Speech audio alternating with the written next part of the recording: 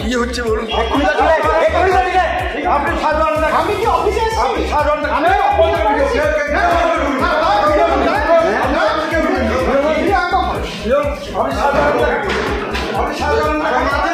আপনি সাধারণ দেখান, আপনি সাধারণ দেখান,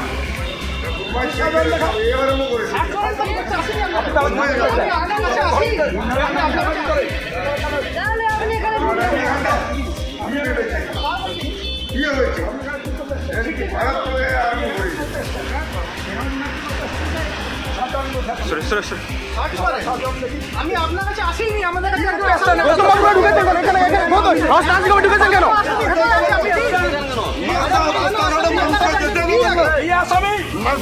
রাস্তাঘাটে যেতে দেবেন না, রাস্তাঘাটে চলতে দেবেন না নাকি?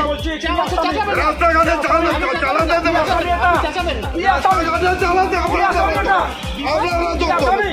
আপনারা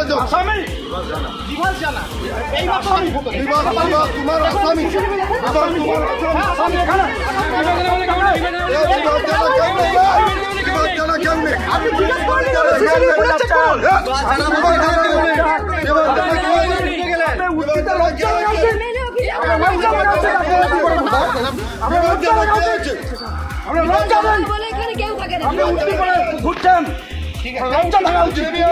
রাস্তাঘাটে যেতে দেবেন না, আপনাদের রাজত্ব। সবাই ডাকো, সকলকে ডাকো, থানা রইবে নাহলে আমারে রইব, থানা রইবে নাহলে আমারে রইব, থানা জানিয়ে দেবো আজকে, থানা জানিয়ে দেওয়া হবে। অফিসে কোনো সার করার কিছু নেই, ঢুকে গেছে, ঢুকেনি, আপনি তো ঢুকছিলেন, সিসিটিভিতে ঘুরে যাচ্ছে, কেউ ঢুকেনি, আপনার এখান থেকে আসামি চলে গেছে, এতগুলো লোক মিথ্যা কথা বলছে, এতগুলো লোক মিথ্যা কথা বলছে, তুই ঢুকেছিস কেন? একদম ওই সবাইকে ডাকো, দালালি করছে, তৃণমূলের দালাল, বাইক থেকে পরে ছাড় দিয়ে দেবে, কি অবস্থা,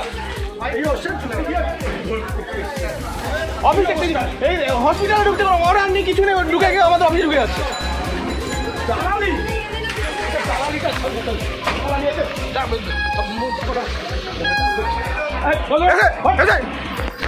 কি ছবি, কি ছবি, কিসের ছবি তুলছেন, কিসের ছবি তুলছেন, কিসের ছবি তুলছেন, কিসের ছবি তুলছেন,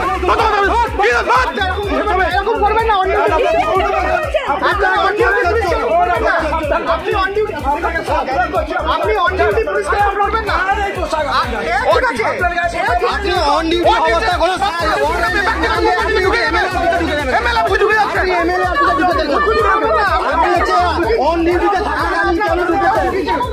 আপনি আমার কেউ ঢুকেননি, সিসিটিভি ফুটেজে তিনি ঢুকেছেন, সিসিটিভি ফুটেজ আছে, আপনি যে অন ডিউটিতে দেখেছেন, আপনি আমার অফিসে কেন ঢুকেছেন, অন ডিউটিতে আমরা বুঝে কেন ঢুকেছেন আপনি?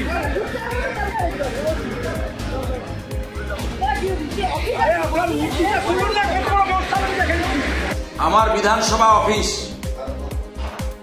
ভূপতিনগর থানার 50 মিটারের ভেতরে। এই থানার ভারপ্রাপ্ত আধিকারিক গোপাল পাঠক তিনি আমার অফিসের ভেতরে ঢুকে সার্চ ওয়ারেন্ট কোনো কারণ ছাড়াই তিনি আমার অফিসে ঢুকে এখানে আমার কর্মীদের হেনস্থা করছে।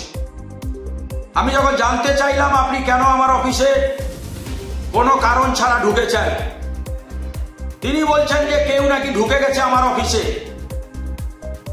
এই গোপাল পাঠক তিনি বিকেল 4টার সময় আমাদের এক এসসি মোর্চার প্রেসিডেন্টকে কোনো কারণ ছাড়াই, কোনো ওয়ারেন্ট, কোনো কেস নেই, তাকে তার যেখানে ভাড়ায় থাকে বাড়ি ছাড়া অবস্থায় সেখান থেকে তুলে নিয়ে এসছে।